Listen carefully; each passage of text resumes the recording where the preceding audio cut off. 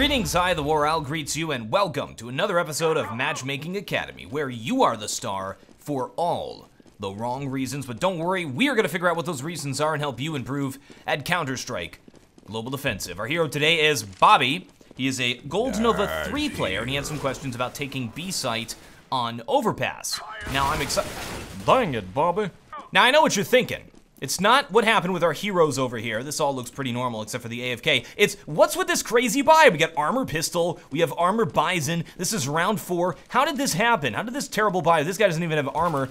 How did it happen? So we're gonna use our Time Lord abilities. We're gonna go back in time because this is a point I really want to make really quickly here with you guys. It's something that I see that happens wrong all the time with buying strategies, and it's surprising to me that people can't figure this out. So here's round 1, okay? Actually, this is round 2. Let's go back to round 1 here. This is round 1. This guy doesn't buy anything first round. That's bad, it's kind of silly, but it's not a huge problem. Spend your money on first round. First round's really important. Second round. All right, so let's think about this. It makes economic sense on second round CT after a loss to buy armor pistol, to go for the win, to steal the momentum. You put it 1-1, you force the enemy to have to buy, you grab that momentum, that early game, and get a few extra rounds in the process. It makes sense to armor pistol because economically, even if you lose this round and lose the next round after full saving, you will be able to full buy on round 4.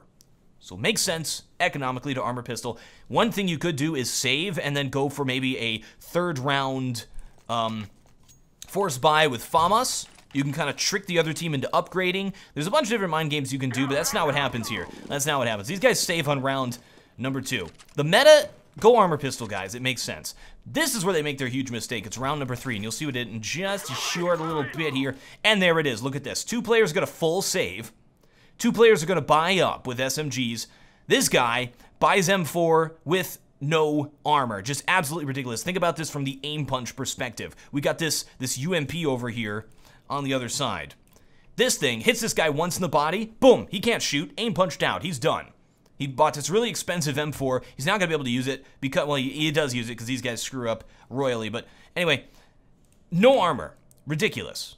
Absolutely ridiculous. And the main issue here is that they are out of sync. You need to stay in sync with your teammates in terms of buying. You can't have 2 people buying, 3 people not buying, or anything like that. You have to stay in sync with your buying or you're screwed.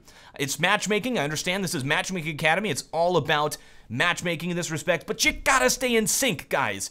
Somebody on the team has to say, we are saving this round, we are buying this round. Somebody has to call those shots. Sometimes you're the one who has to step up. If people screw around and go and like buy out of sync and then nobody's buying, you're not gonna win. It's gonna be a terrible experience for everybody, and you're gonna get into that weird situation where everybody's buying every round. It's painful.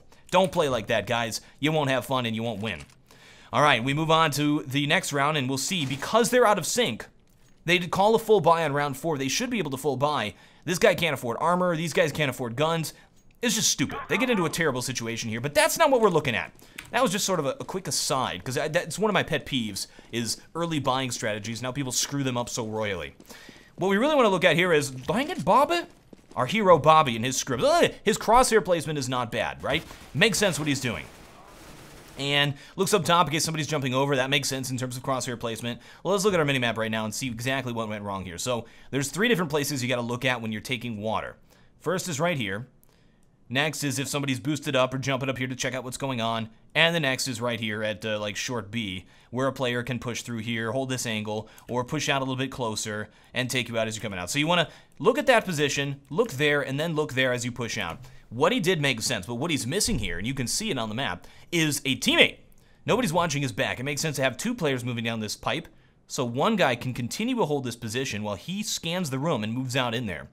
Or, alternatively, you could have a player go down here into the connector and view right here. And you can look at the door, and then you don't even have to worry about this position. This guy can just focus on this area as he moves out. He's trying to take it solo. This is not really a place you can take solo. That's why I screwed up. So Bobby, my boy, he goes for the flick shot here. Watch this attempt at the flick shot. Let's actually slow this down, because it's not bad. It's not bad what happens. The door opens. He knows what's going on. He flicks over. He was pretty close. He was just right next to him. You gotta work on your aim a little bit more, maybe hop into the death match. But that's not really, it's like trying to pull off a Hiko shot or something like that at this level, at the lower level like this. It wasn't bad. His crosswind placement wasn't bad. It was all, that is a terrible, terrible image right there, and that's gonna cause nightmares. Terrible, terrible nightmares.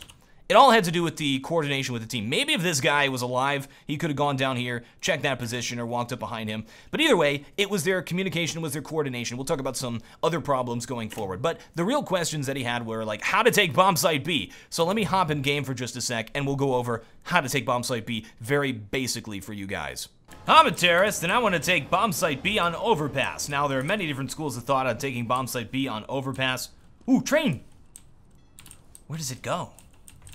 Where does it go?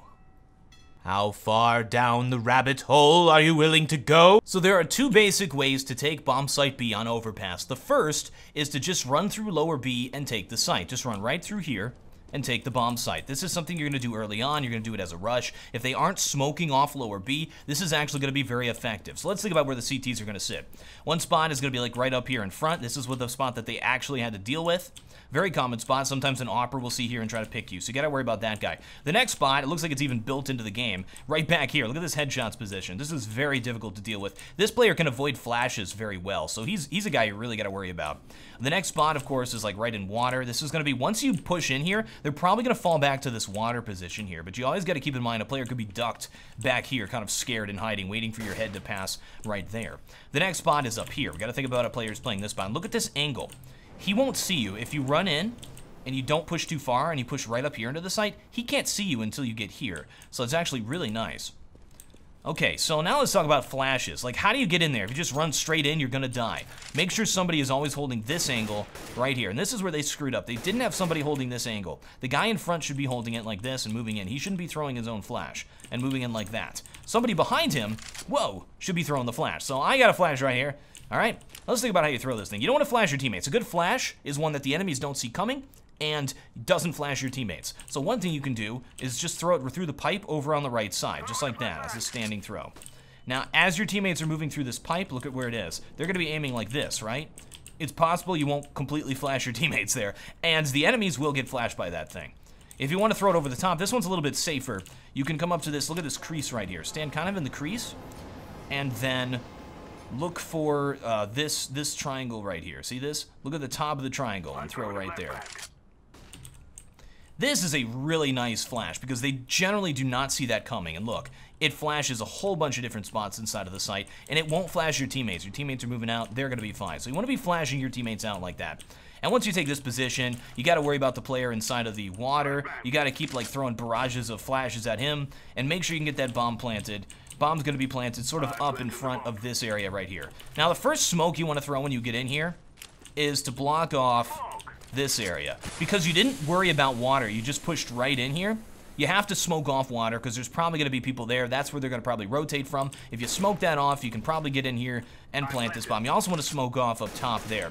It's not a place you can smoke off real easily unless you're looking at it, so make sure you have somebody holding that angle. All right. Now let's think about this. We talked about just like taking Bombsite B. Let's say you're gonna go through the water route. This is where our hero messed up. Had his crosshair right here, as we talked about before, and then looked up here, and then you gotta look around the side like that. As he's doing that, he needs somebody else like behind him to chill right here and hold this angle as he's moving out. As he's moving out, you can hold that angle in case they try to push through there. Or even jump up top. One thing you can do actually with two players is boost up as CTs and look through here. It's actually really strong. Another thing, instead of having that secondary player there, secondary player could have been right here. Look at this angle. All he's got to do is chill. Even if they see him, he's just got to chill. And then he can hold that door and help his teammate out and even tell him that they're there. So, yeah, it was just a little bit of breakdown in teamwork from those guys. So once you take water here, look at this smoke. Look at this smoke. I'm going to line up. This is a smoke off heaven. So I line up here in the middle of this grate. Look at this pokey thing, right? Move a little bit to the right of the pokey thing. So it's like right here. I guess you can line up to the right of that brick. Move up until you're at the wire and then do a running throw. Now this will bounce out and block off heaven perfectly. It's a really nice smoke. If you know how to do that, you should do it. And it's nice to be thrown from back here because you're not really visible from anywhere. You're not really as exposed. Now there are ways to throw it from back of the site, but that's for another video. Let's just keep going here. Flashes. Flashing over the top of this thing is really important. If you need a reference, I mean, it's easy. You go, oh, like I flashed over the top. That's a good flash. If you want a reference, you can look at the top of this light post here, and pretty much anywhere that you're inside of the site, that flash is going to be fine. Like, let's go look at those flashes right now. See where they landed? Kind of in the middle of the site. It hits all of the main positions that we're talking about. It's difficult to see coming because you're going to be focusing on the entrances. They're not going to see those coming. This guy's going to get flashed by it, and look, he can't see it coming. So, all right, those are the kind of debate. How to take the bomb site. Pretty nice. Got to keep that barrage of flashes going. I didn't see that from this team of matchmakers. Even if you're solo and you've taken this position, your teammates are moving in, you got to know to flash. Don't throw this flash when your teammates are pushing through lower, though. That should be the flash to initiate the push. Once you get here, those flashes should stop getting thrown because you're going to flash your teammates. Coordination, guys, is number one. I know it's really difficult in matchmaking, but you're going to have to commit yourself to working with other people. This is a big moral of the story round right here. You can see exactly what went wrong. All the main issues that this team had can be exemplified in what happens right here. So they move in to take Bombsite B again. Seems like it's going well. Dang it, Bobby's got nobody with him right here. He needs some clean burning natural propane. He's chilling this time. Here comes B. See, look, they're actually doing it. They're actually moving out. They're in a position right now to take Bombsite B. Looks like they're going to take it. They've moved out at the bottom. Look at this. All they got to do is just tap it in. Just give it a little tappy. They wait, they wait, they wait, they wait, and they wait, and the CTs come in from behind and take them out.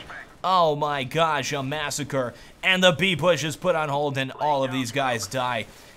I see this so many times inside of the lower ranked games. Guys, you gotta commit to taking that site. You gotta push in like that. If you give up map control, you have to move in and take the site because look, they have map control of this area right here and that's it. Not even there, just like this. This is the map control they have.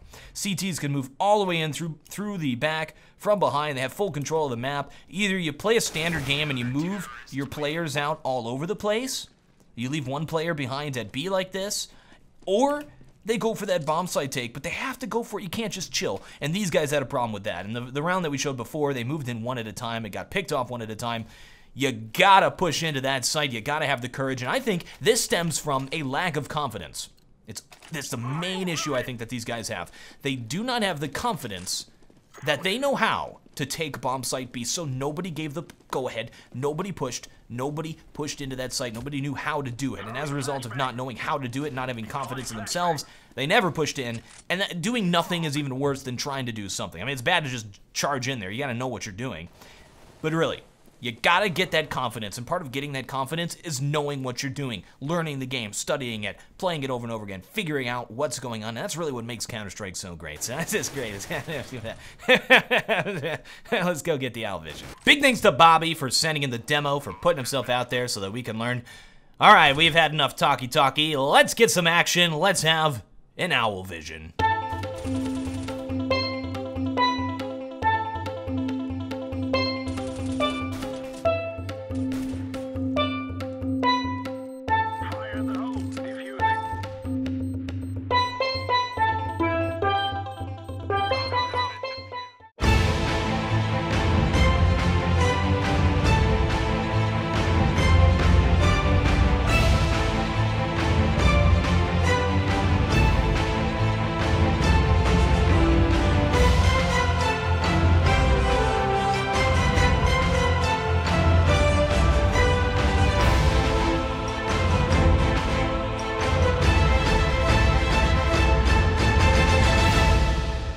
I can't help but noticing, TheWarOwl, that you didn't use the closer this time.